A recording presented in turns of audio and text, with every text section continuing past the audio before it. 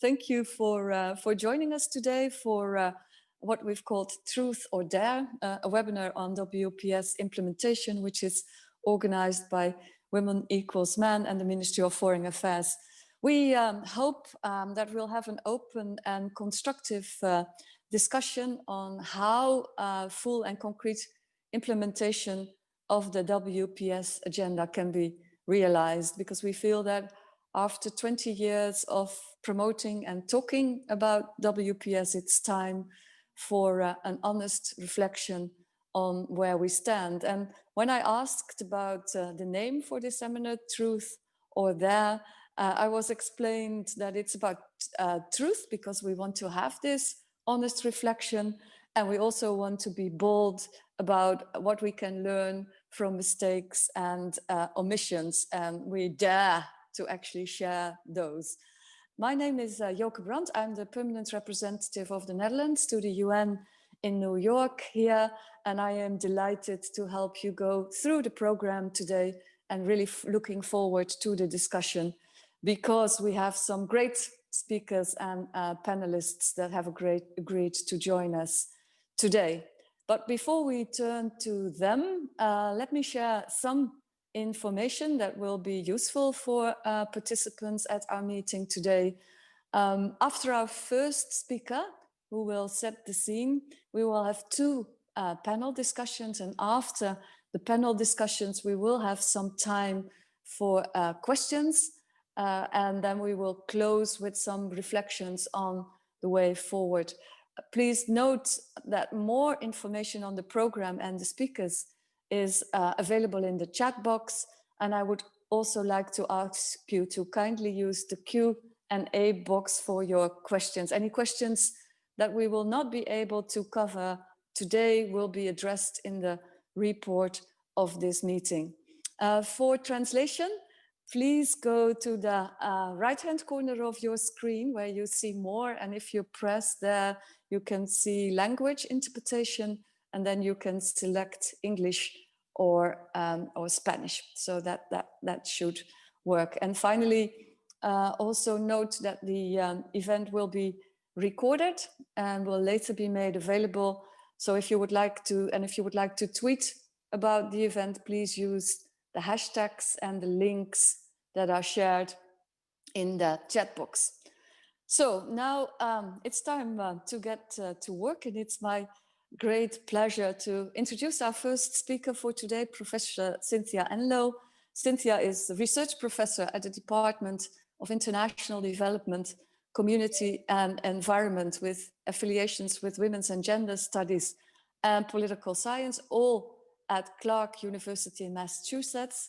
Cynthia's feminist teaching and research have explored gendered politics in the national and international arenas, or in short, as one of the panelists said, she is a great teacher in our feminist struggle. So Cynthia, we're really delighted that you have agreed to set the scene for our discussion today. So the floor is yours. Oh, thank you very much, Joke. And I'm so glad to be with such a wonderful, smart group of feminist informed strugglers, co-strugglers. This is really, it's wonderful that the Dutch delegation has organized and brought us all together. I was trying to think, you all actually know probably a lot more about the non-implementation of 1325 than I do. And I'm very interested in both implementation, but also what you're all gonna tell us about how non-implementation works. I spend a lot of time, I try not to be depressed. I'm not a really depressed person. I'm kind of an upbeat person. Never let them get you down is my motto. But I'm very interested in how patriarchy works. And since we're gonna be truthful and bold and daring in our truthfulness this morning, I'm gonna start by saying the P word, patriarchy.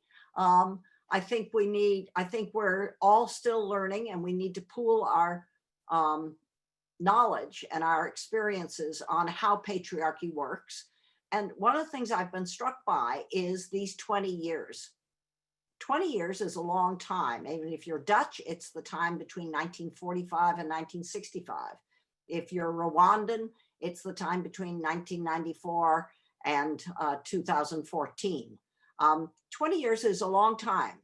And it is striking how much has been shrunken or pushed aside or ignored altogether in the bold commitments that both state members and UN agencies committed themselves to in October of 2000.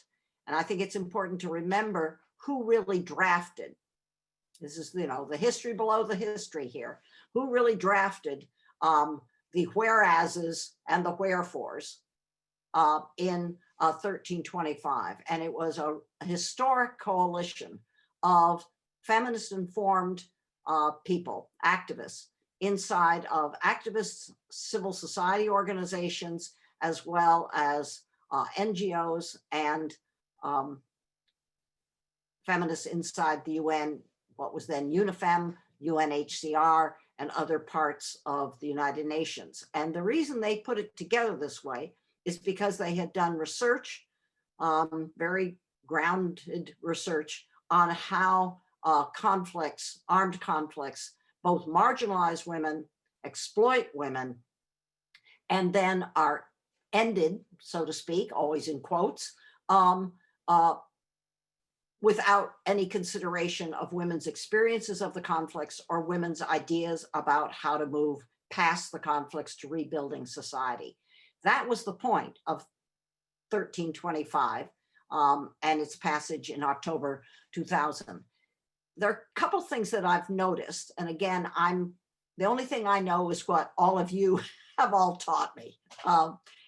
Yoka said I was a teacher. Actually, I'm mainly a student. I'm learning all the time from all of you. And here are the two things I've noticed. And you don't have to address these, but just this is what I come into this conversation wondering about. The first thing, this is how patriarchy works to pass something that's historic and then to shrink it so that it never really upsets the boat. It never upsets the proverbial apple cart. So things can go on the way they've always gone on patriarchally, even though every year they say they're in favor of 1325. The first thing is you take the first commitment, which is to take women's experiences of armed conflict, all kinds of experiences by very diverse women in very different kinds of conflict zones. You take that commitment to take seriously women's experiences and you shrink it back down to what patriarchal people are comfortable with, which is women as victims. So you say that you're really concerned about sexual abuse in conflict, you want to take it seriously, but you shrink the women who've experienced that back down to just victims. And we all know victims are to be pitied, but never to be taken seriously as people of ideas.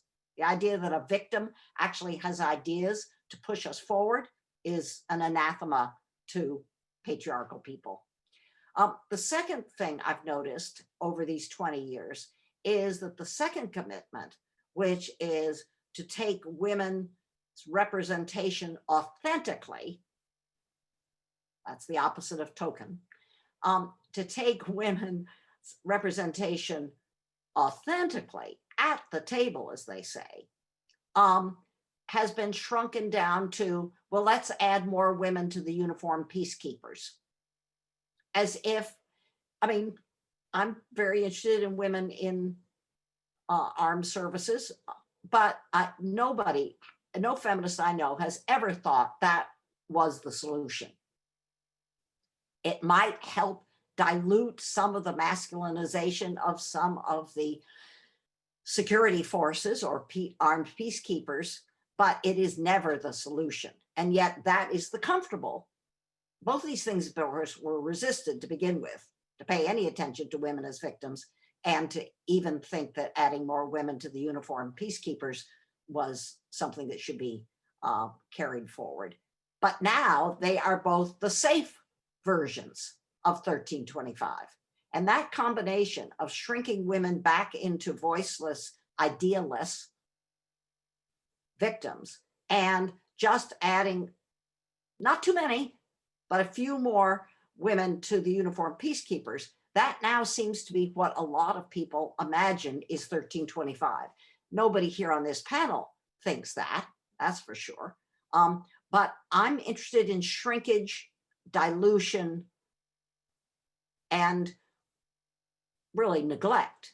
And I'll end with this, and that is the ceasefire has just been signed for Libya. This is potentially a really important breakthrough in the horrible Libyan conflict.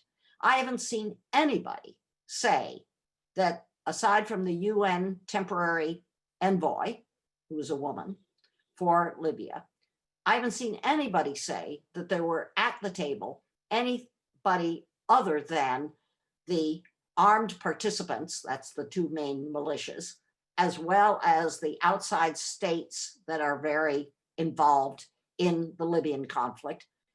I haven't seen anybody say that there were any authentic representatives of women at last week, the Libyan ceasefire negotiations. Now, what's worrisome, and this really is the end, and that is that it looks as though that Libyan ceasefire had some agreements about who is going to control Libya's natural gas and oil. Look out, look out, look out. We are now into, so how is Libya going to be rebuilt if it ceasefire holds? So I'll end with that kind of hoisting, if you will, the bright neon yellow, that's me hoisting, the bright neon yellow warning flag over patriarchy's strategies to dilute and shrink and ignore 1325. Thanks, everybody. Thanks very much, Cynthia, for hoisting the flag. And I think, at least from my personal perspective, unfortunately, very much recognize the 2 points that you're making. I think we unfortunately do not only see this in this particular issue when we talk about women's rights and women's empowerment, but in a lot of other spaces as well, where basically, very ambitious commitments get shrunk down, as you said, to what is actually the lowest common denominator, which is where, the mostly men feel comfortable dealing with. And unfortunately, in this case, it very often turns out as treating women mostly as victims. But I mean, I will not share any more personal reflections. That's not my role right now. It's time to get to the panel, and I'm sure also our panelists are inspired by the scene setting that you've just given us, Cynthia. We're very happy that we have this really great, very experienced and also diverse group of people who all can bring very different perspectives and have been willing to share their experience with us. So I'll very briefly introduce them in alphabetical order. We have Agra Chibenge, who is Permanent Secretary at the Ministry of Gender, Labour and Social Development in Uganda. Agri has over 25 years of experience and has, amongst others, led the development of the Education Response Plan for refugees and host communities in Uganda, which is the first of its kind. Then we have Onya. Onya Hearns is the Director of the Conflict Resolution Unit at the Department of Foreign Affairs and Trade in Ireland, and is responsible for Ireland's National Action Plan on 1325, amongst a lot of other things. We have Diana Lopez, who is the Director of the Women's International League for Peace and Freedom, feminist and anti-militarist organization with 22 years present in Colombia. Diana's work focuses, amongst others, on the rights of women's victims of armed conflict and the protection of female human rights defenders. Then Hala Al-Karib, who is the regional director of the Strategic Initiative for Women in the Horn of Africa. And Hala's work specifically focuses on women's and girls' rights activism and social movement, as well as on the challenges of refugees and displaced persons and minorities communities. And then Nasima Omari, who started her work with CordAid in 2015. She worked on several inclusive governance and security programs and has also provided training on gender awareness to CSOs and youth groups. Nasima is currently lead of the program Creating Access for Inclusive Peace Processes in Afghanistan. So really delighted to have you all here. The first issue for discussion is about the importance of mainstreaming WPS for sustainable change and on ways to do that. So basically to go beyond cherry picking. And let me also remind everybody to put questions you might have on the in the Q&A box, and we'll get to them after the panel discussion. So just as a brief introduction to this topic, in the past 20 years after, and Cynthia also referred to it, the sort of historical adoption of the resolution 1325, a number of member states, a growing number of member states, fortunately, have realized that the full implementation of the WPS agenda requires mainstreaming in all national and international peace and security policies, and importantly, decision-making processes. So good examples are Ireland, that was one of the first non-conflict countries to address the participation and protection of women refugees in its own national policies, and Canada's National Action Plan that has WPS mainstreaming throughout the entire government as its core strategy. Also, other countries such as Namibia and Liberia have adopted gender mainstreaming as a core goal of their WPS implementation. But while drafting the fourth National Action Plan of the Netherlands, we tried to integrate good practices of those and other countries, and also build on the experience that we have of coordinating our WPS work with civil society. Still, it remains a challenge to translate those paper strategies to work that is actually having an impact in practice. For example, in the Netherlands, we have not managed to make all relevant departments, such as the Department of Social Affairs, a part of our National Action Plan implementation. And we would like to hear from the panel to share with us what they have seen as the key methods and strategies to mainstream the WPS agenda in peace and security processes and decision-making in their respective countries. So basically, to put it simple, what has actually proven to work in practice. So let's turn to Anya and Agre first. So could you share with us what, from your experience, the conditions are that need to be in place for, both civil society, governments, to make sure that WPS is an entry point of peace and security decision-making processes, and not an add-on or an afterthought. So maybe, Anya, you can kick off on this question. Thank you very much, Yoka. Can you hear me? Yes, we can hear you. Good.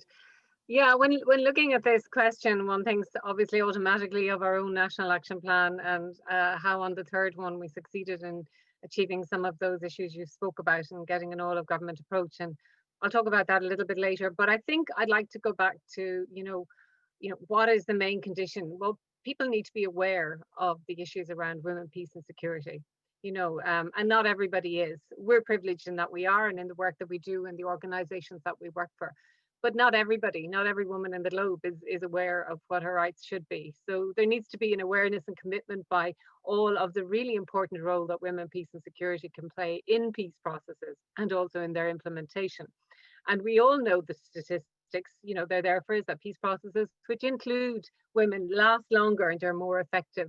Yes, we continue to exclude them. And I really like Cynthia's piece there about the patriarchal society, and they'll agree to it and then water it down. And I think we see that very much today in a pushback on the WPS resolutions and agenda as well.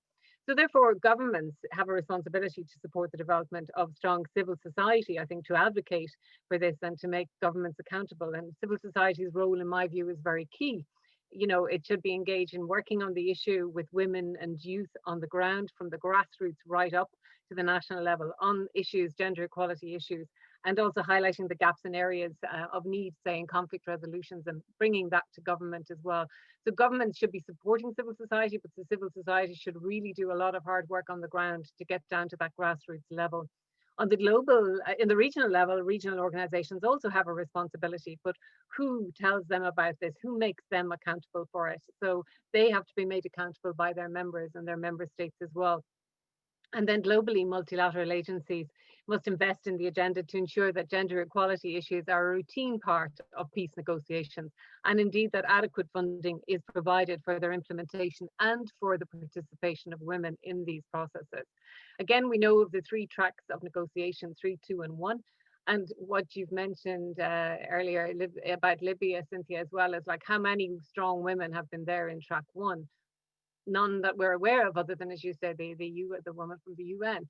So that is an issue, but I also have an issue with that in the sense that it doesn't have to be a woman on that table that actually represents women's issues and gender issues, because gender equality is for everybody. It's for men, women, girls, boys, all of that. And we may not be at that stage yet, but we certainly should ensure that any negotiation in which any member state is in, or whether the UN is facilitating it, or whatever organization, that there is an onus there that gender sensitive issues, and there should be some training around gender conflict analysis as well, so that when those people are sitting around that table, they are taking that into consideration. But again, how do we ensure that they do this? What is the accountability mechanisms that we have for it there as well? So I think, you know, there's a lot of work yet to be done. If we're being truthful and honest, we have a lot of work to do to actually make people aware of the issue still, even 20 years on from that founding resolution with the 4 pillars. We still have a lot of work to do to make people understand what the Women, Peace and Security agenda is all about. And it is gender equality too. And sometimes I think, you know, it gets pushed to one side as not being seen as a gender equality issue when it actually is. And I think we can do a lot more interlinkages on that as well. I also think that COVID-19 has given us an opportunity on the one hand, because we have seen how the pandemic has affected women mainly. There's lots of reporting out there. There's lots of issues and coming to the fore rather. And I think we may be able to use that as an opportunity as well to have a look at these security issues. We undertook a piece of work with the UN Women and the Global Network of Women Peace Builders on a report called Building Peace from the Grassroots, Learning from Women Peace Builders to Advance the WPS Agenda. We'll put the link up in the chat box later for anybody who's interested in it. But interestingly, from Uganda, and I know Agre is on the call here as well, one of the women had said that where local women were put into the community response, the community-led response to COVID-19, it worked far quicker, better. People who were in need had it. So I think, you know, there's an example just now in the latest pandemic as to how, if you take the views of women and look at the participation of women and how that can do. Another factor is, again, coming back to our multilateral friends within the UN and other international organizations. In my view, you know, special representatives, UN special envoys, anyone who represents any of these organizations that's going into a country in conflict must or should undergo gender sensitive conflict analysis training as part of their job. And they should have a toolkit of best practices with them, and to ensure that they or parts of their team are going around collecting this disaggregated data around gender and what the key issues are, and bringing them back into that system. Funding, of course, is the big question, which everybody skirts around, whether we should have WPS funded NAPs. While in Ireland we don't have a specific funded NAP, National Action Plan, We have, in our latest policy, we have agreed to increase the funding here. I'm at two minds on this. One is that if you fix an amount of money, then you're stuck with it. If you don't fix the amount of money and you're smart and you box clever, and Yoka knows me well enough to be boxing clever around things, then I think you can actually increase the funding. And you're not limited to this. You were given $1 million, you've spent it, forget about it, if you were lucky enough to get that. So I think the funding issue also needs to be discussed more within organizations and within regional organizations as well. So, and again, you know, funding isn't just about the organization, it's about the participation level, because as part of this program, this project that we undertook with the grassroots peace builders, what was coming out also was the funding to participate, certainly at the grassroots level. You know, there's issues around transport, there's issues around language, you know, the national action plans being put into local languages. In a country where you might have 26 different local languages, it's important that women know, again, their awareness levels of it. And the other issue on NAPs, we have 80 something NAPs at the moment. How many of them are really effective? How many of them have accountability frameworks? How many of them are monitored? I think for us, in our latest, we have a very intensive tracking system and monitoring framework.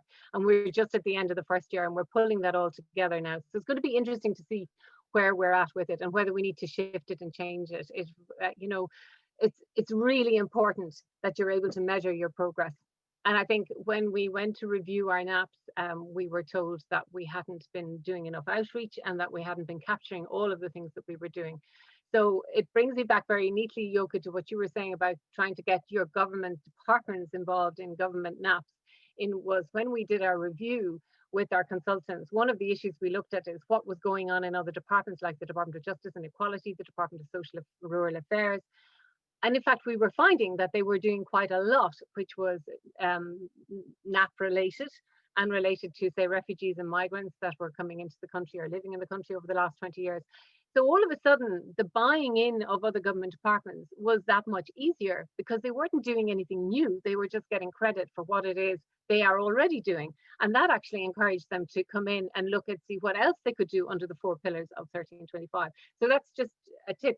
But as I say, this is something we will monitor on an ongoing basis. And then I suppose the other issue is dealing with conflict. I'll finish up here is that, as you know, Ireland has had its own conflict, and the women in Northern Ireland really brought to the table a richness which would not have been there in the Good Friday Agreement. You know, their vital work in sustaining the hard-won peace continues today. And, you know, we have a really strong GFA, which has included, as I say, a lot of social issues around women, education, girls, and all of that. So apologies for being over time. I leave it at that and happy to come back to answer any questions. Thank you. No, thanks very much, Anya, and also thank you for also mentioning the important context of COVID, also for this issue, of course. And now turn to Agri. What can you add, specifically from the Ugandan perspective? Thank you to the panelists and all those that are listening in.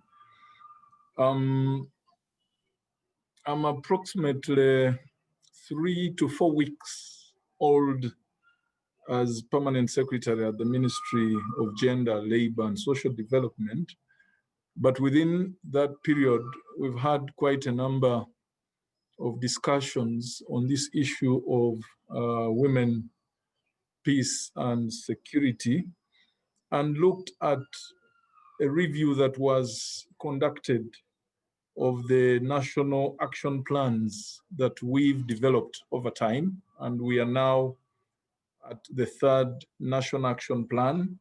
But in terms of what has worked and the necessary conditions, I think right from the UN Security Council Resolution 1325, Uganda embarked on developing the necessary policy frameworks, enabling legal frameworks to build a strong foundation for women's meaningful participation in peace building and conflict resolution, including preventing and responding to sexual and gender-based violence. As you know, our country has had a number of disturbances. We have had wars, strife, And all this has clearly affected the women. Women participation in the case of Uganda actually was already provided for even before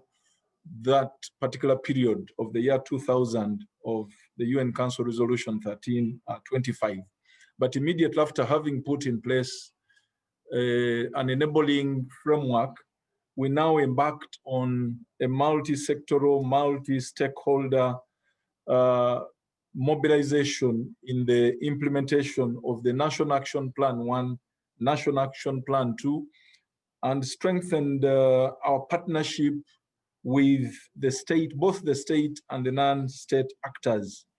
Everybody has been mobilized to come on board, the religious institutions, the cultural institutions, civil society organizations. We have been working with the development partners, and this in turn enhanced our capacities to implement the action plans. Of course, like Aine has put it, the issue of resources has been a key factor in terms of how much we are able to do, but at least we undertook the strategy of localizing the implementation of these action plans at the grassroots level. Uganda is governed under a decentralized arrangement, and the districts play a key role in the implementation of government programs and in mobilizing grassroots participation and support, and especially participation of the women right from what we call the local councils up to the district council level and up to national level. But as you know, effective participation in all these programs also presupposes that there are resources that enable participation at the different levels. And this is one of the lessons that we have picked from the implementation of Action Plan 1 and 2. And now moving to Action Plan 3, we are aligning these action plans, and that answers the question you raised of mainstreaming WPS within the national programs, national plans, and budgets. The first national plan, for example, was aligned to the poverty eradication action plan that the country has drawn. And we've now had the national development plans. We had National Development Plan 1, we had National Development Plan 2, and we had National Development Plan 3. And now our National Action Plan is being realigned with the third National Development Plan. And amongst the key interventions that we are providing under the third National Action Plan is to strengthen women's role in prevention and resolving of all forms of conflict. That is a key outcome in terms of the third action plan. We're also looking at women leadership, management, and influence, including in the peace and conflict resolution activities that we come up with as a country. But there's also another of women's participation in prevention and mitigation of natural and human-made disasters. And the emphasis that Aine has put on the issue of their participation in addressing the COVID pandemic is key. We have integrated this because COVID is a wake-up call really to the world as all of us look beyond the conventional warfare. Many people are looking at participation of women in conflicts that are caused by war, but there are emerging threats, biological threats, and otherwise to humanity and at the global level. So we have been focusing on building resilience and collective preparedness to respond to these emergencies at national and at global level. So this, we think, forms a key part of our discussion. And then also putting in place effective systems and resource mobilization strategies to facilitate the successful implementation of our action plan. So in terms of mainstreaming, that is key, the policy framework and the alignment then to the national development plans and programs And this cascades across, right from the national level down to the grassroots level, and within the structures, the leadership and governance structures that have been put in place by government of Uganda. Well, thank you very much, Agre. That's definitely a lot to share after just a couple of weeks on the job. Truly impressive. Now moving to Nassima and Hala, you know, both Onya and Agre had already mentioned, you know, the importance of including women and youth and of partnerships with civil society and organizations at grassroots level. What would you say have been drivers or obstacles to include women and youth demands fully in the peace process in Afghanistan and in Sudan? Maybe go to Nassima first. Thank you very much for your kind moderation, Madam Yuka Brandt. First, I would like to thank the Dutch Ministry of Foreign Affairs, which has been a honest and true friend of Afghanistan and Afghan women historically. I would also like to give my special thanks to Women Equal main Dutch platform for providing this opportunity for speaking on behalf of women of Afghanistan. We women of Afghanistan have a long way to go, and it's important that we build on the gains that we made in 2020. Indeed, after decades of war and conflict in Afghanistan, the current peace process is a glimmer of hope for us, and it's specifically for me and for other Afghans, especially if it's an inclusive peace process that would do justice for women and youth in Afghanistan who have suffered from discrimination and unspeakable violence in different spheres of life. An inclusive peace process that could recognize Afghan women who have victim of ongoing conflict in Afghanistan while not being directly involved as an actor of vicious cycle of conflict, and Afghan women were always an aspiration for sustainable peace that was just and dignified for all Afghan citizens, enabling each boy and girls, women and men in Afghanistan to be educated and pursue their dreams. After 20 years of promoting WPA's agenda, it's still difficult for Afghan women and youth to meaningfully participate in peace process and other spheres of life. We are today witnessing the 20th anniversary of 1325, and however, despite much appreciated progress that we can see, there are still gaps in implementation of the WPA's agenda in Afghanistan. Today, women and youth of Afghanistan still face numbers of barriers, and that blocks our way and in the practice of having equal life and equally contributed manner for the civil society and our engagement. Still, women are being shot and education centers are being attacked. Just a few days ago, there was a horrible suicide attack in a Kausar education center that you may follow through the news. And it led to numerous students and educators being killed and injured. This is worse. Worse, the number of car bombing is there, civilian casualties are there and rising, and this is a compounded attack by launching renewed attacks by Taliban across Afghanistan. There are not good signs, I can say. So all the participation of women and youth in the peace process and the gains that made in 18 years, we are at the stage of now intra-Afghan talks, and you know that the intra-Afghan talks started 48 days ago, and there is still no hope for the ceasefire at the horizon. For us living in a fragile country and in a war and conflict country, the bottlenecks for realizing WPA's agenda is the lack of the security and also the safety within the country, high literacy rate, patriarchal barriers, misinterpretation of Islam at grassroots. This is also a bigger challenge for women and youth, that they cannot participate and they cannot raise their voices. Failure to implementation of the existing laws and policies. These all raise as a structural bottlenecks for us. We know that NAP 1325 action plan that we have in Afghanistan, this is based on the UNHCR 1325, and it has 4 main pillars. It talks about protection, it talks about prevention, it talks about relief and recovery, with the key focus on women, peace and security. Each principle has its own objective and indicator, that noting that there has been limited progress in the implementation of the WPA's agenda.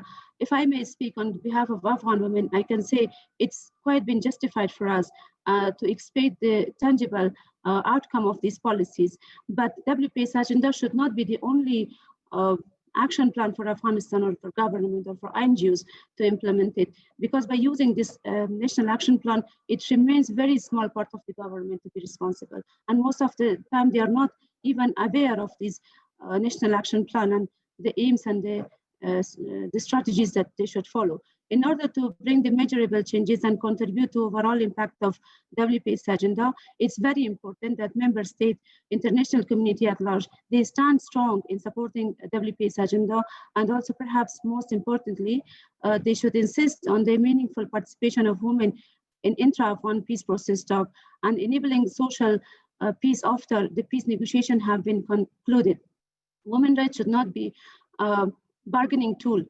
This is not acceptable for us. International community should monitor the implementation of peace agreement and make negotiation parties accountable to promises that they make during the peace agreement and they are agreed to.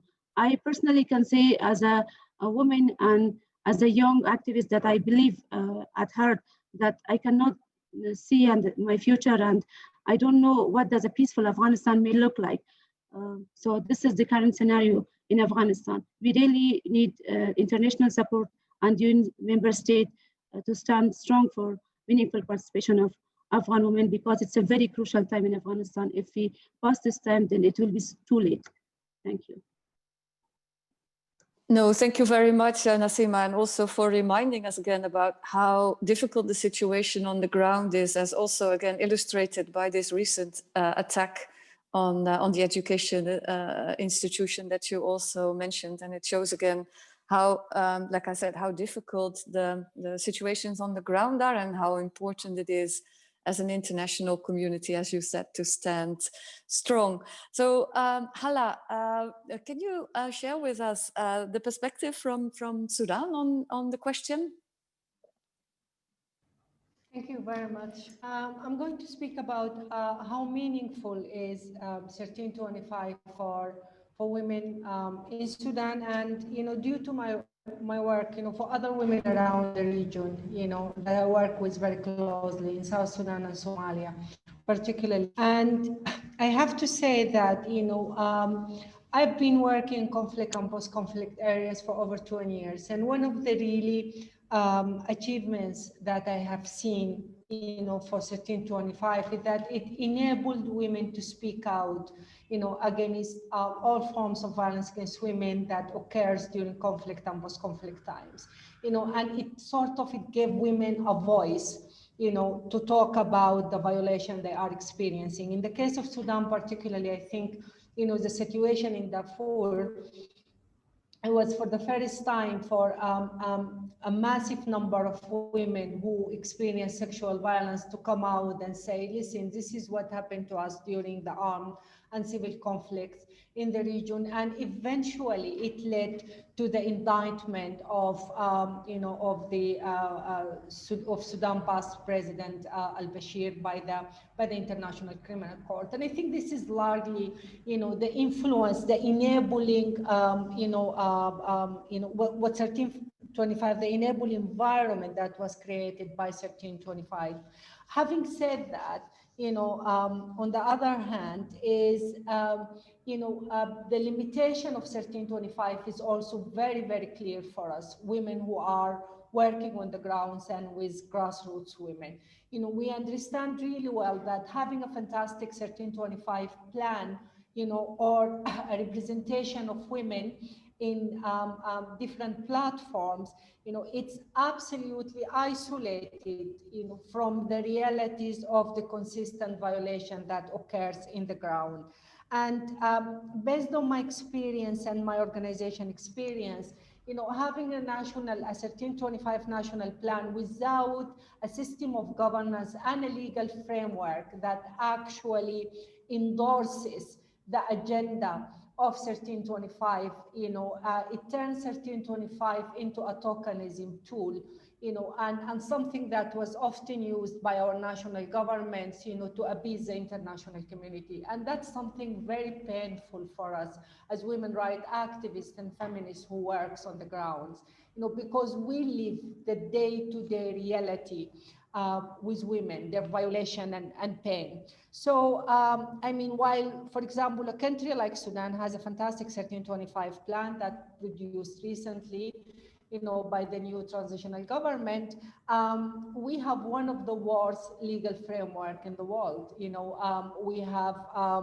a legal framework that criminalizes women regularly. We have, a legal framework that enables child marriage. We have a legal framework that, enables domestic violence and so on, and the list goes on and on. We have a legal framework that easily profile women, morally and persecute them and send them to prison and things like that. So that's one of the challenges. The other challenge that I would like to address, which is really very important, is the very poor engagements of women in the preventions of conflicts.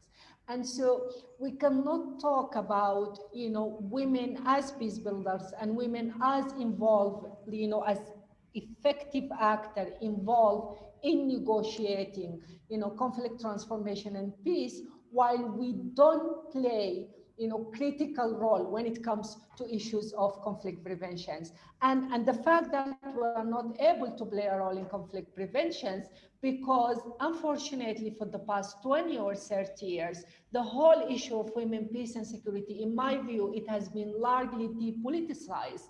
And I think the other problem, I think 1325 itself has been broadly depoliticized.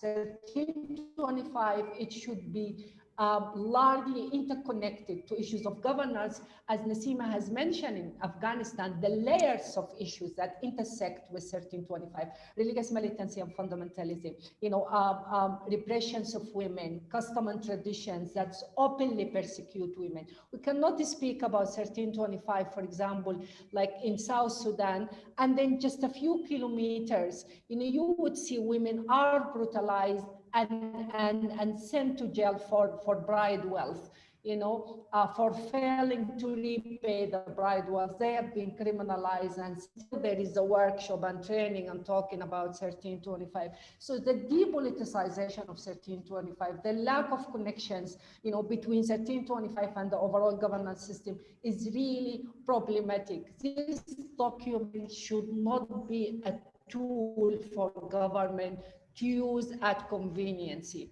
And we should enforce, accountability. I'll stop here. I could go on and on, because I mean, this is something that's very close to my heart. Yeah. No, thank you. Thank you for also showing that, and for indeed pointing out, the importance of this interconnectedness. That was basically also at the heart of this question. Now, it's already been, I think, a really good bridge to you and Diana, because I think the others have also spoke about the importance of keeping women and youth demands on the political agenda. And then, of course, that is also important once a peace agreement is reached, or when we have reached the transitional period. So could you comment on that, please?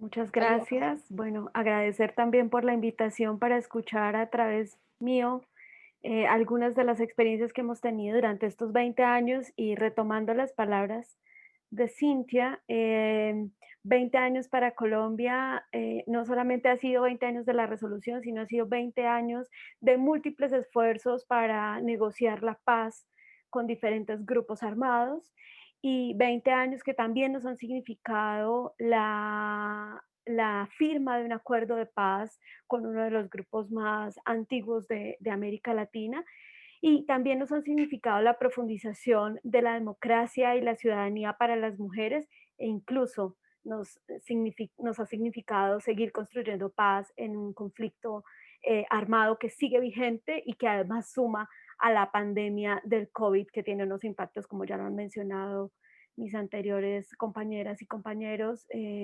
profundos para las mujeres. Para nosotras en Colombia, las mujeres centradas como agentes de la construcción de paz, de hecho, la alianza de las organizaciones para soportar esto que ha significado no solo el diálogo de paz, sino también la implementación del acuerdo de paz, pues nos ha dejado múltiples reflexiones y yo quisiera compartir algunas de estas con ustedes. Lo primero es que para nosotras esto ha significado reconocer que es posible permear el sistema, que es posible avanzar en la incorporación de más mujeres en escenarios de toma de decisión, que es posible que las mujeres desde nuestras experiencias podamos construir paz y podamos interlocutar con un Estado que sigue siendo racista, que sigue siendo clasista, que es capitalista y que por supuesto es patriarcal. Entender esta capacidad y este poder enorme que tenemos las mujeres cuando estamos juntas y cuando actuamos en colectivo, también nos ha permitido revelar las estrategias de este sistema obsoleto, de este sistema de guerra y de militarización que nos ha hecho pensar que lo que debe suceder en la sociedad es ese límite que estaba diciendo Cintia y esta mutación de las prácticas patriarcales que utilizan también las agendas de las mujeres y las agendas feministas en favor de avanzar unas luchas conservadoras y una ideología conservadora que por debajo de la mesa y a veces en el discurso público y político también lo que está haciendo es transgredir y limitar el acceso a derechos de las mujeres. Esto nos ha llevado en Colombia a tener discusiones profundas como movimiento de mujeres centrados en dos temas principalmente que quisiera mencionar, bueno, tres. Uno, en el tema de seguridad. Y es muy importante porque la Agenda de Mujeres, Paz y Seguridad, de la cual la resolución 1325 es el inicio que representa la lucha de más de un montón de mujeres que se dejaron hasta la vida para que tuviéramos este proceso, nos centra también la discusión en temas donde las mujeres no habíamos estado de manera importante en la discusión. Y el tema de seguridad es uno de esos ítems donde las mujeres no habíamos estado y donde cuando hemos estado ha sido a través de ser las subsidiarias de un sistema de seguridad, ¿no? De un sistema de defensa. Pero aquí hemos logrado avanzar en esa discusión diciendo que tiene que tener este concepto de seguridad unos cambios estructurales y no solamente pensados desde la seguridad humana, sino de una seguridad que realmente sea una seguridad antimilitarista y una seguridad que reconozca los derechos de las mujeres, porque necesariamente hablar de seguridad humana no significa hablar de una seguridad que reconozca los derechos de las mujeres y de las jóvenes. Cuando hablamos de las mujeres, por supuesto, estamos hablando de las mujeres en todas nuestras diversidades, incluyendo a las mujeres transgénero. Esto del concepto de seguridad y de retornar a otras miradas para ampliar el marco de comprensión de la seguridad nos ha permitido también pensar en las defensoras y las defensoras de derechos humanos y las lideresas sociales que, como ustedes saben, han sido mayormente atacadas tras la firma del acuerdo de paz. Y esto justamente obedece a que estamos rompiendo cada vez más los marcos patriarcales que nos dicen que las mujeres tenemos que estar en un escenario y no en lo público. Y elevar nuestra voz también ha significado elevar nuestros riesgos y esto, además de ser una denuncia, también es un llamado a la comunidad internacional y a la solidaridad internacional entre los pueblos para lograr salvar la vida y reconstruir la vida de tantas mujeres que han sido afectadas por el ejercicio de defensa de derechos humanos. Solamente entre el 2019 y 2020, lo que va corrido del 2020, se ha incrementado en casi un 20% el nivel de ataques, amenazas y asesinatos a mujeres defensoras de derechos humanos. Un segundo tema que nos ha propiciado esta Agenda de Mujeres, Paz y Seguridad, la 1325, y además el Acuerdo de Paz, que para nosotras es un bien público universal, ha sido también el tema de la participación política. Como lo mencionaban mis compañeras de otros países, la participación siempre ha sido un techo de cristal, pero además una avenida escurridiza para las mujeres y un suelo pegadizo, donde las mujeres hemos tenido que enfrentar todos los obstáculos posibles para que se escuchen nuestras voces. Y nosotras, a partir de la exigencia de que las mujeres estuvieran en la mesa de diálogo de La Habana con las FARC, no solamente por parte del gobierno, sino también por parte del actor armado, a partir de exigir la escucha de la sociedad civil, del movimiento de mujeres en Colombia, logramos que tuviéramos un acuerdo de paz con más de 100 recomendaciones de género y específicas para las mujeres, que son sin duda una profundización en la garantía de nuestros derechos. Obviamente no podemos decir que esas 100 medidas se han implementado. Desafortunadamente, el balance que hay a este momento con un gobierno como el que nos tocó para la implementación del acuerdo de paz es un balance bastante pobre de esta implementación, pese a la cantidad de recursos económicos que han dado muchos países para que en Colombia sea implementado el acuerdo de paz. Esta participación no solamente es estar, como lo han mencionado, es qué significa estar, porque cómo puede hacer una mujer que está en esos espacios de incidencia para actuar libre de las trampas políticas del patriarcado. Ahí está la pregunta. Cuando este sistema sigue siendo un sistema basado en la centralidad hegemónica del patriarcado. Por supuesto que no solamente somos las mujeres las que tenemos que hablar de estos temas, como lo mencionaba Ani, sino que también tiene que ser un asunto que sea de resorte de la sociedad. Pero eso no significa suspender las voces de las mujeres para que otros hombres, desde los privilegios de ser hombre, hablen de lo que pasa con las mujeres. Estamos en el año 2020, año en el cual las mujeres ya tenemos una voz propia y no necesitamos más hombres hablando de lo que nos sucede a las mujeres. Necesitamos más mujeres empoderadas hablando de lo que nos pasa a las mujeres en nuestras diversidades. Y con esto agradezco profundamente a los aliados de las agendas de mujeres, pero queremos nuestro espacio y queremos nuestra propia voz. Un tercer tema, y ya para esto ir cerrando, y es lo que nos ha potenciado la fuerza colectiva a través del activismo político. Las mujeres en Colombia estamos en la calle, estamos en los territorios, estamos caminando este país y estamos diciéndole al Estado colombiano y a la comunidad internacional que nadie mejor que las mujeres para conocer lo que sucede en las casas, en las calles, en las instancias de toma de decisión. Nadie mejor que nosotras, que hemos sido creadas y criadas como sujetos políticos a partir de la desigualdad y la opresión. Nosotras tenemos una versión de la historia que no está escrita y somos nosotras las llamadas a contar esa historia. Y eso lo hemos hecho desde el activismo político. Hemos generado acciones de no violencia para reclamar desde diversas estrategias, todas asociadas a la resistencia y a la creatividad, que nuestras voces y el continuum de las violencias contra las mujeres tiene que ser fundamental para hablar de la paz. No hay una paz que no tenga una erradicación de todas las formas de violencia contra las mujeres y las niñas. Esto tiene que estar en el eje central de la agenda.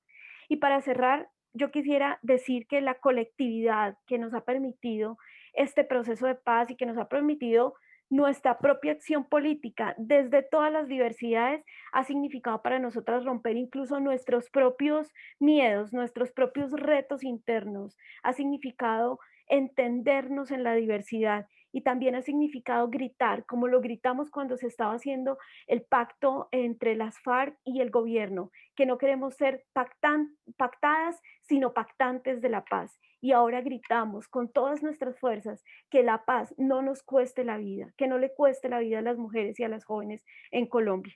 Y ese es el llamado que quisiéramos también hacer para que todas las compañeras, las mujeres que están en territorios y en países donde ser mujer es tan difícil, donde construirnos como ciudadanas es tan complejo, a que se unan a esta esperanza que tenemos, a este impulso que hemos tenido en Colombia y que cuenten también con nosotras para que todas hagamos brecha y abramos fisuras en este sistema patriarcal y logremos la igualdad y la vida digna para las mujeres. Gracias. Thank you very much, Diana, and also for pointing out, the importance of having more women in politics, and also to make sure that the women's version of societal events is taken into account. Now, it's been great and fascinating listening to all of you. I mean, not just bringing, expertise, experience, but also passion and commitment to the discussion. It also means, unfortunately, that we're really running behind schedule. So we're now moving to part 2 of our panel discussion. And I mean, fortunately, almost all of you have already touched on this issue, which means the elephant in the room. How do we strengthen the WPS agenda at a political level? So I'm really going to ask you maybe in your responses later on to just focus on the one or two really key issues, so that we do in the end still have some time for the questions and answers. Now, just on the strengthening of the agenda at a political level, I think Cynthia already spoke about it as well, that we can see a real alarming pushback, when it comes to full implementation of the WPS agenda, but also on other issues of women's rights. For instance, the issue around sexual reproductive health and rights, and also services, sexual reproductive health services for survivors in conflict-related violence. And you spoke about it just now also, Diana, the importance of standing up for women human rights defenders and peace builders who speak out against warring parties, for instance, as we've heard in Colombia, but also in Yemen and Libya. What we can see that these women are increasingly under attack. So maybe turning now to the panel, you can help us share how we navigate the political wave, so to speak, at national and international level, without risking a rollback on agreed commitments, and also maybe briefly on whether showing results can actually help to strengthen the agenda at the political level. And again, I'm sorry, I'll have to all ask you to be brief, otherwise we will not be able to hear from the audience, the attendees, and their questions, and I think that would be a pity. So if you could just really focus on one or two really key issues. And I'll go to you first, Agre. So can you share with us how, from your experience, we can assure accountability for implementing commitments, and what have been like key decision-making moments, and what are the key players working on that in Uganda?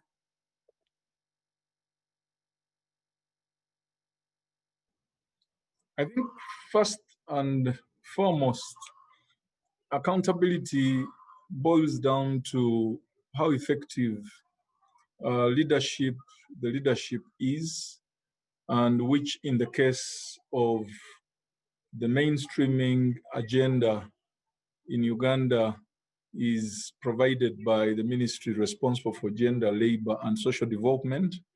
But what we do as a ministry is also informed by the national policies, the national leadership, and the legal frameworks that we have put in place to entrench participation of women in the national agenda. We, as a country, have provided for and entrenched this right from the Constitution down to the various legal frameworks. You are assured that you'll have participation of women right from the grassroots structures, what we call the local councils, as I've said, up to the district level, up to parliament. There is now a sizable representation of women in parliament, both as a result of affirmative action, but the empowerment that has enabled even women to compete and beat men to some of the seats in parliament, which is increasing the number.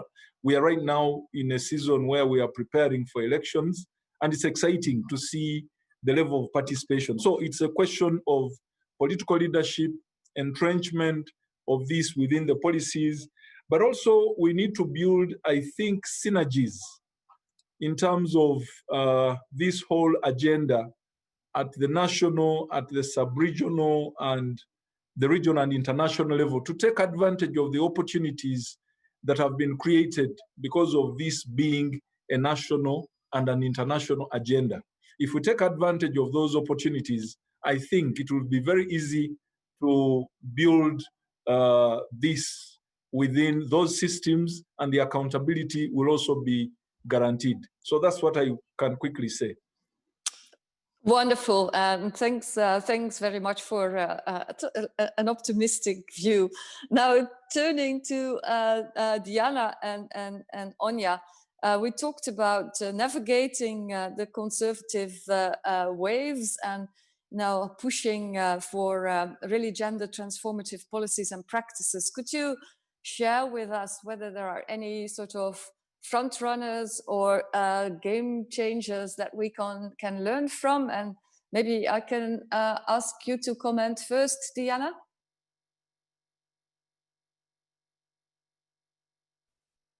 Bueno, gracias. Yo creo que en Colombia las mujeres que estamos haciéndole el seguimiento a la implementación del acuerdo de paz, todas podrían ser nombradas en un espacio como este para reconocer sus voces.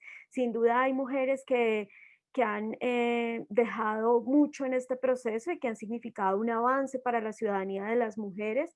Quisiera rescatar toda la resistencia que nos dan las mujeres y nuestras hermanas indígenas, las defensoras de los pueblos negros, las defensoras también de los derechos LGBTI, que en un estado como en el que estamos ahorita, con una avanzada de las ideologías de conservadoras y ultraconservadoras, y bueno, la famosa ideología de género que ha permeado toda América Latina, con este posicionamiento de los imaginarios conservadores y estigmatizadores de las luchas de las mujeres, pues por supuesto que es de rescatar que todavía se mantengan en pie de lucha, que nos mantengamos en pie de lucha frente a este problema. Además, porque cada una de ellas, muchas, Clemencia, María Eugenia, María, todas las que han estado ahí, que son una lista interminable y solamente ellas son el reflejo de un montón de mujeres que están en los territorios,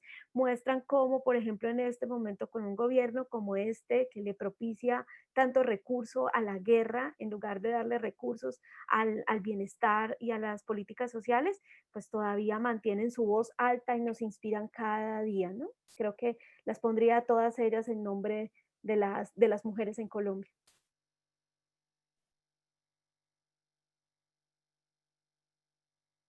Wonderful. I think they can be an inspiration for all of us. Anya?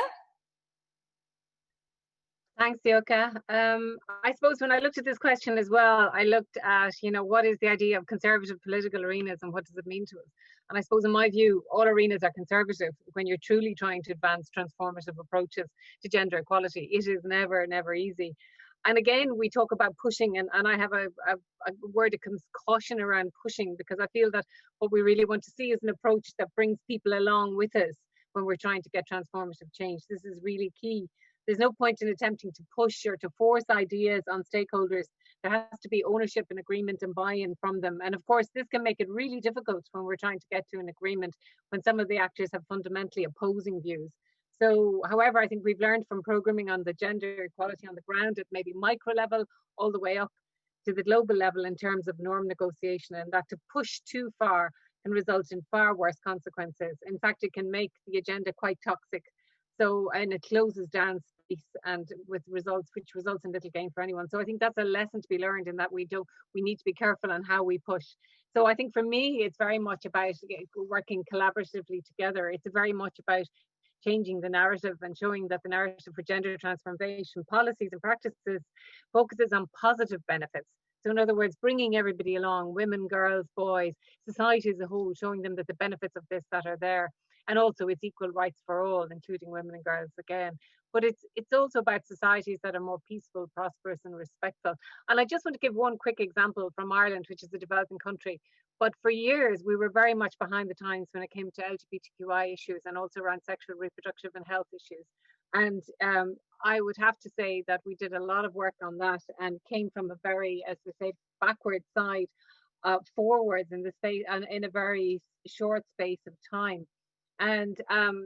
And interestingly, when we had these referendums, they weren't just very tight. They were actually quite unique in that the marriage equality referendum was taken 62-4 with a 60% turnout, and the access to abortion care came 66% to 34, again with a 63% turnout.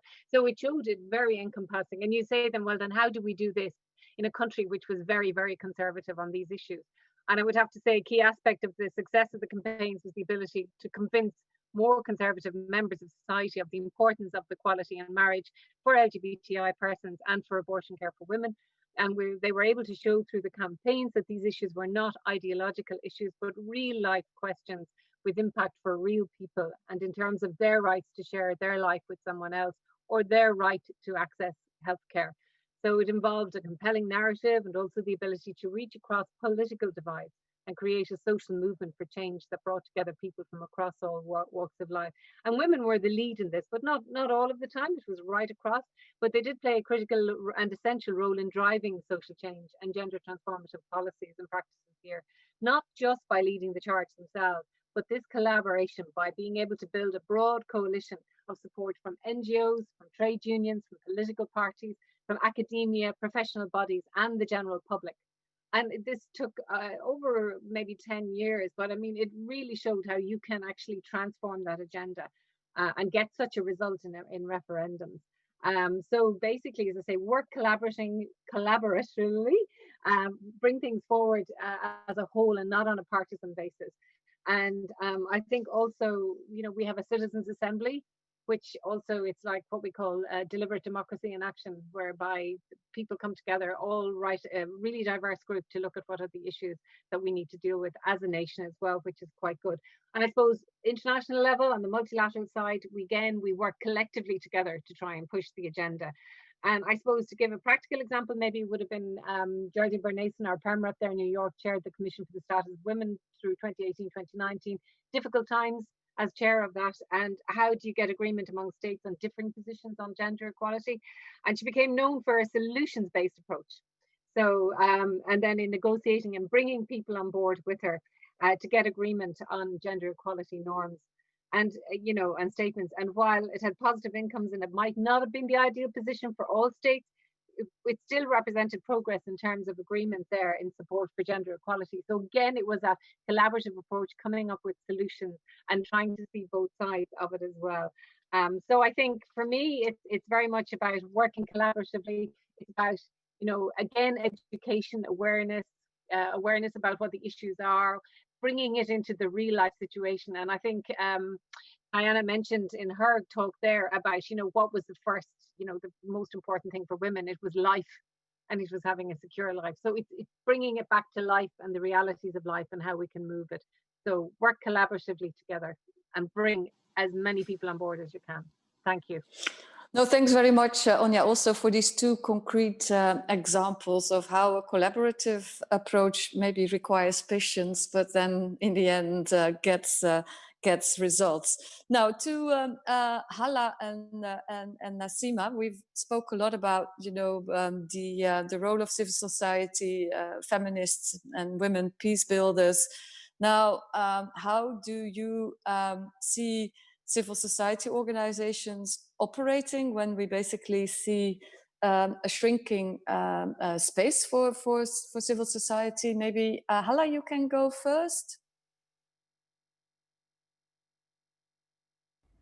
Thank you. I think it's very, very important to acknowledge the struggle of activists, and the risk that women rights defenders they are taking, in the process of, negotiating for a space while they are working to support other women. And we shouldn't be blind into that.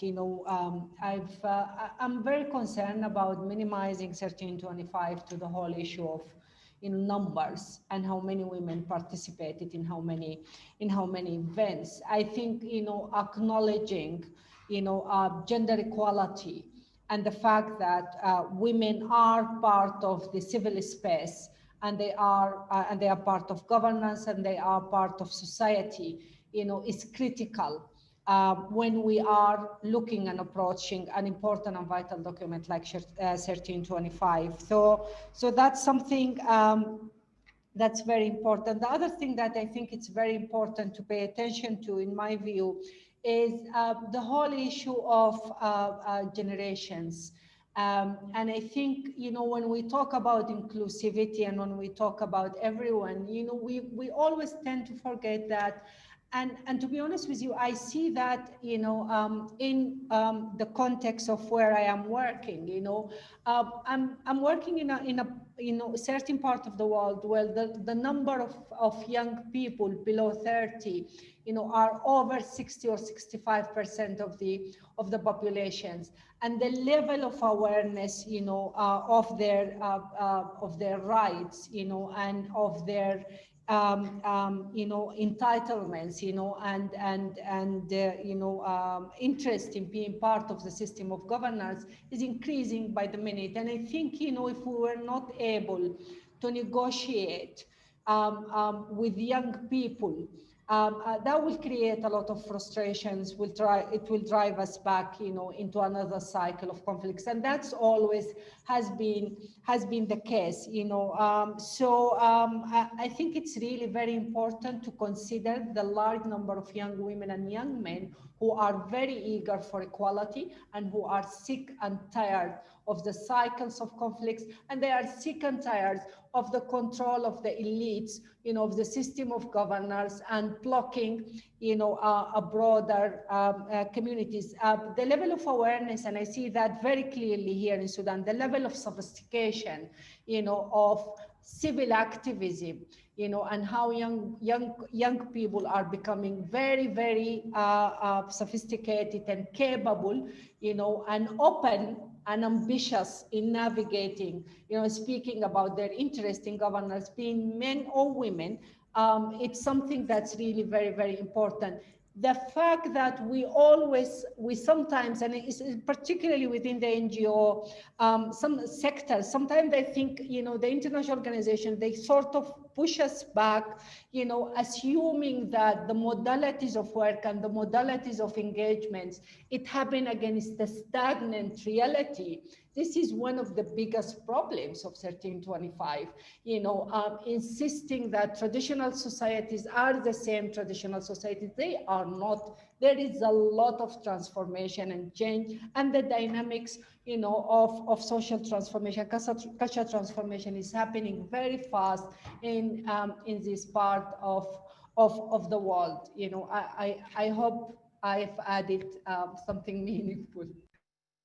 No, absolutely, and thank you for you know, like the focus on young people and the hope we can all put into them. I think that's really important, and you know, how they can indeed contribute, as you said, to sort of genuine transformation and social change. So that's great.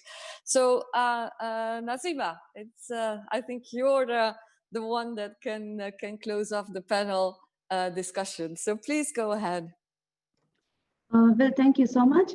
As a woman peace builder and an activist at heart, I strongly feel that political freedom and expressing our opinion to raise our voice should be our basic right. And we should raise our voice until they are heard. Women and youth can play a crucial role in peace and development of Afghanistan, particularly in achieving the WPA's agenda. CSOs and women peace builders can achieve significant impact on positive change under the Constitution of Afghanistan and relevant laws and policies, and we women of Afghanistan have already proven this. Working in a closed civic space could be very difficult, but it's not impossible for Afghan women and Afghan civil society organizations. Women are more mobilized today than ever before, and they are stronger, and they can connect to the world to share their opinions, their struggles, their concerns. For example, online platforms and online international events. Of course, there are fears of losing hope. There are fears that during the negotiation and peace talks with Taliban, the gains that were made over the last 18 years, especially on women's rights and women's issue, might be sacrificed. And this is a big fear for us. However, women of Afghanistan and women's rights NGOs have always fought for ensure that their voices are heard and our needs are taken into consideration, even though we are more worried on shrinking civic space than before. We are not giving up on the gains that we made. On behalf of Afghan women in Afghanistan, I would like to call on the international community and UN member states to support WPA's agenda and also to protect the gains we have made and we have achieved during the last 18 years. We will not go back to the dark period of Taliban, where the people of Afghanistan, and particular women, struggle for justice, equity, and dignity. I will end here with my last remark, and would like to bring the attention of international community that without inclusive peace process, Afghanistan will remain fragile, and women will be pushed to dark period. Thank you. No, thank you, and for also a wonderfully passionate way to end this panel discussion. And I mean, thanks to all panelists. This has really been a fascinating discussion, and I just checked. We still have a lot of participants with us, fortunately. So I hope everybody can agree that we might sort of run maybe 10-15 minutes over time, because I think it would be a pity if we couldn't pay attention to some of the Q's and A's that have been put in the box. And again, let me remind you that we will take care of all the questions that you have put and make sure that they get responded to. But Anna Floor, maybe I can ask you to pick out at least a couple, 4 or 5, so that we can at least do justice to the people that have put questions before we go to the reflections. On the floor? Yes, thank you, Joke. So there were many questions, and one of them was specifically to Hala, or at least we think it would be good for Hala to maybe answer this question. It was a question from Kees van den Broek from CARE. He asked how to ensure access to the negotiation table and how to fight for inclusion of women beyond participation towards real voice and influence. Also referring to the comments about Libya by Cynthia. Hala, maybe that would be an interesting question for you.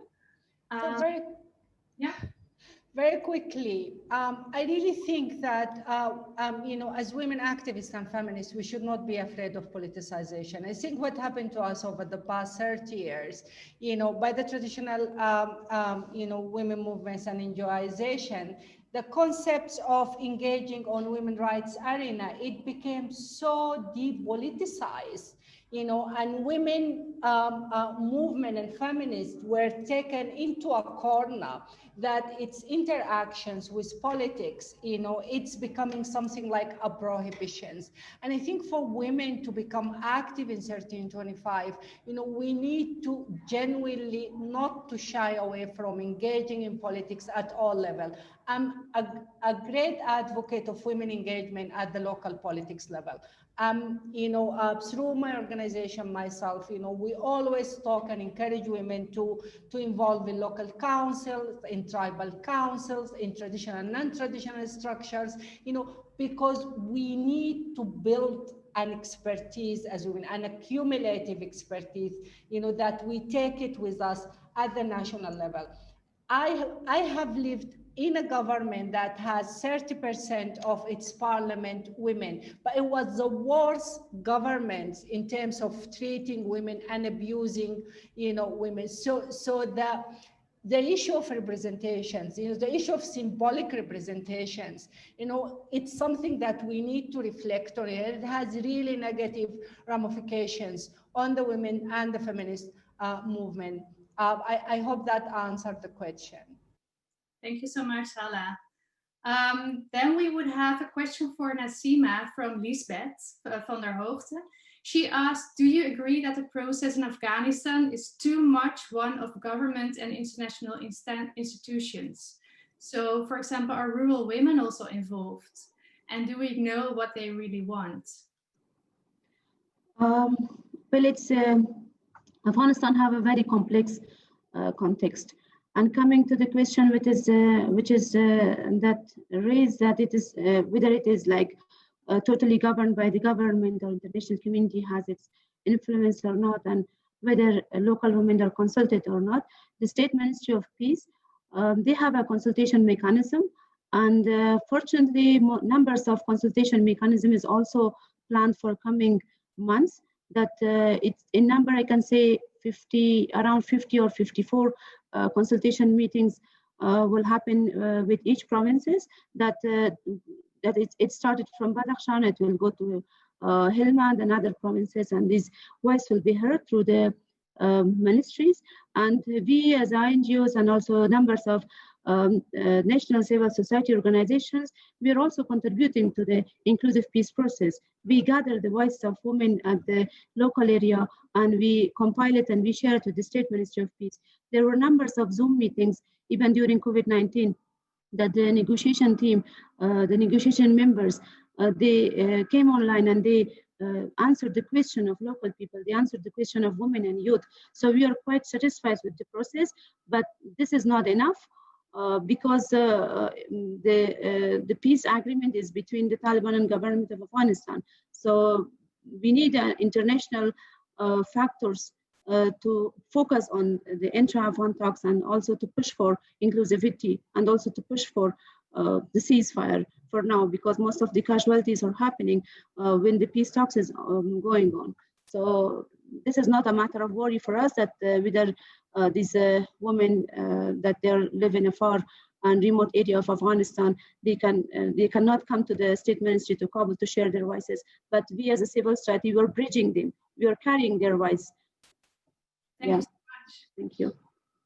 Maybe the final question to Arne. That is a question: how can we increase women's participation in leadership positions? For Arne. Thank you.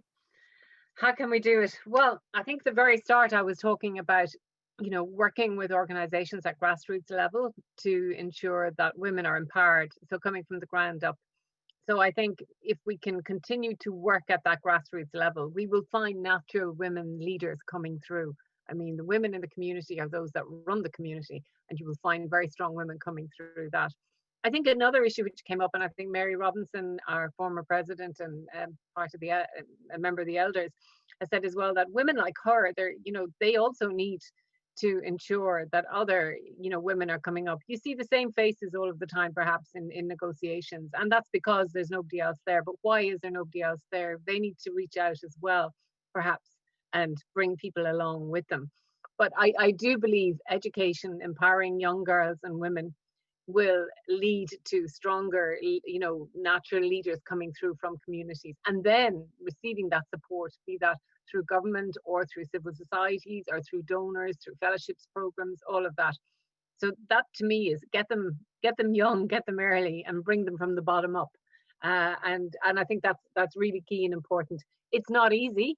It's fine for me to say that it's not easy, but I do believe that there is an onus on all of us as donors, as NGOs, as advocates, as academia, to spot these natural leaders that are coming through and to encourage and mentor them and bring them up along the line. So that's where I would start, at the very, very bottom. Thank you. Thank you so much. Joke, back to you. Well, thank you very much, Anne Floor, for giving us a flavor of the questions that have come in. And again, we will respond to all the questions. So let me now just thank all the panelists and Cynthia for a really rich discussion. And now, for the closure, would like to invite Miki Jacevic to share some reflections on today's discussions and hopefully also help us move some of the issues forward. Miki is a seasoned conflict resolution and peace building practitioner with more than 25 years of experience in this field and is currently the Vice Chair of Inclusive Security. And Miki, your primary focus has been on national action plans and developing official government policies and strategies to translate these international commitments into specific actions at national and local level, so we can think of no better person to help us move the discussion forward. So the floor is yours, Miki. Thank you so much, Joke, and thanks everybody.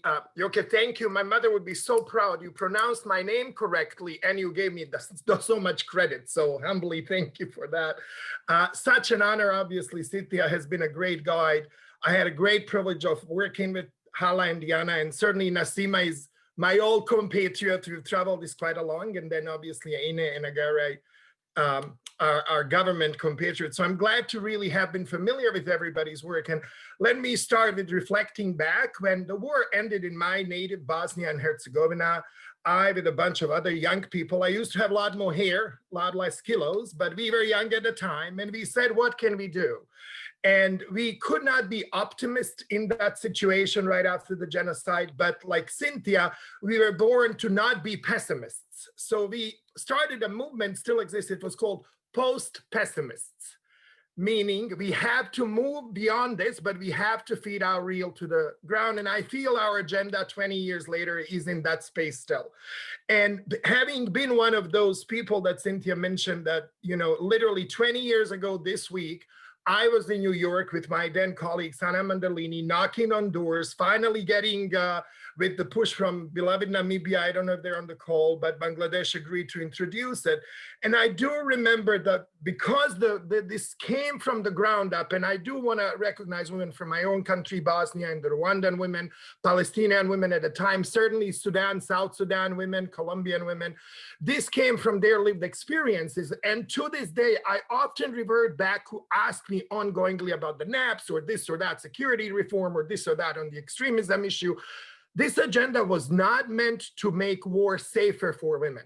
It was not about technicality of improving what we do with the security sector, though that is important. It was meant to end war. It was meant to end violence. So in that spirit, I offer kind of six reflections broadly, and certainly including on the National Action Plan. The first one is fundamental redoing of security, not rethinking. We have done a lot of that. Brilliant people like Cynthia have told us all about the sort of conceptual problems. It's about how do we do peace and security? And that includes three questions. What are we securing? And that does go that this is not anymore just about bullets and borders. This is about the ordinary elements of human daily life, from food security to issues of trafficking to very increased radicalization, including what sadly is not reported as much, which is right-wing overtaking of these discussions that then create this radicalization. The second element, who? And so it's not just the traditional, yes, we certainly have to work with security sector, with the police, certainly like border police these days is a critical element of it. But also, how do we get the ordinary citizens to answer what does make you feel secure? What does make your community stable? And certainly engaging refugees and, you know, marginalized. I love the Irish NAP that consulted with diaspora women, etc. And finally, and critically, the how. Right. And so my second message is, how do we translate this into concrete guidelines at a technical level? Because as I have worked with more than 50 countries on these national action plans, I do think conceptually, and everybody, including Hala and Cynthia, mentioned there has been some progress of what this means and how this is sort of a nice thing to talk about. But where we see most problems is that even those, frankly, who are willing often do not know the first thing about how do you do this in real life. And so offering specific technical concrete guidelines for those mid-level officials or your mayor in a community or, you know, police chief, et cetera, what does it mean to implement this agenda? My third point is, and I think one of the questions reflected this, my challenge remains, and this is why my favorite countries have remained with their challenges, but as Zagara knows, I've spent 2 years now working on the Uganda NAP, et cetera. I've started with Liberia, we did the Bosnian one, Nasima remembers the Afghan, but the NAPs from the Western countries, from North America and European Union, are not here to export this agenda. Between us, frankly, the United States these days has nothing to offer the world other than the lesson on what not to do, including the issues of policing, frankly, and many, many other elements. And so this agenda applies domestically. It's not a foreign issue. And so how, for example, Ireland, but I do believe Canada, and certainly I want really to compliment the Dutch with your civil society inclusion, having some of the women on your steering committee from these countries, et cetera. The fourth point also mentioned, I'm not even going to elaborate, take prevention seriously. This is not about, as Cynthia said, oh, these poor women, or how do we get more force to protect them. It's about how do we prevent all forms of violence. And by prevention of violence, again, we really are strengthening the community resilience and all form of nonviolent resolution of political differences. Finally, there should be the merging with all the other elements. And I too often see there is an issue of reporting fatigue with my government colleagues who have to write reports, and often they do more work reporting than actually implementing. And my civil society sisters and Hala and I were just working on a big project proposal, even for the beloved Dutch government. And 68 pages later, we are trying to explain what's happening. And that's okay. We do need to be held accountable, all of us. But the point is we need to do the work, and the work needs to be done in a very aligned way, if you will, particularly with the Sustainable Development Goal number 16, where there are indicators that say the way to prevent war and violence is by building inclusive governance structures like Hala has described. And finally, let me end on these national action plans. I worked for 10 years endlessly, having been on the front lines from Bosnia to Afghanistan to Colombia, to realize that at the end of the day, this cannot continue to be the civil society agenda. The responsibility has to be shared. The governments, at whatever imperfect way at level, have to assume responsibility, because the core of our agenda is changing decision-making ways about what we mean by peace and security, not just implementing wonderful projects in which, again, and I could not compliment more, from Hala to Corday to Diana's work in Colombia, we shall continue to do it. But where we need governments is the 6 pillars of high impact map. And so no need to ask me which country is the high impact, because I've written that for years and I've worked on the global study from the UN. No country has yet reached the high impact elements. But by these 6 tracks, there are countries from Ireland to Uganda, so I was so glad to profile them here, that are moving along. And the Netherlands is, hopefully joining us there. But the 6 elements are political will at all levels. So not just the minister giving a speech on March 8th or October 30th, how lovely this is, but you're really deputy permanent secretary of the Ministry of Interior knowing what this is about. Second, the issue of design. How do we make it about concrete outcomes? And with that, we really focus on localization. So I do love that Uganda NAP mentioned we need to involve women at the local level in mediation. In the Irish NAP, there's a wonderful focus on cybersecurity threats, etc. The third is coordination. So many ministries have to be involved, but we do need to know who is in charge and how are we working together. The fourth is civil society inclusion. And while we see some progress, there's still a lot of work to be done. The fifth, very important, is resourcing, not just about the money. So yes, Aina is correct. Out of 88 NAPs, there's only 20 that have the budget. But for me, it's much about how do we assign human resources and technical capacity for the implementation, or as Cynthia said, non-implementation. And finally, and I could do a whole other day on what I focus on mostly, which is monitoring and evaluation, but I also have added 2 more letters, accountability and learning. Because at the end of the day, this is about the shift from quantitative data that keeps counting things that do not matter. Because frankly, having moved from 1% of women in international peacekeeping in 2000 to 4.5%, we still keep counting and celebrating 0.5% increase. Fine. What I'm after is transformative story, what I call the narrative arc of the change in understanding in peace and security, which qualitative data will hopefully allow us to do, that requires attention and resourcing. But I remain post-pessimistic that in the next 20 years, we shall inch by inch get there. That's brilliant, Mickey. Thanks very much. And on a personal note, I would like to say that my ultimate goal in life is always to make our mothers proud, isn't it? And but thank you for being a post pessimist. I think we will all join you on that, and for also focusing. I've written down a couple of words that struck me. Your emphasis on doing and working rather than keep on talking.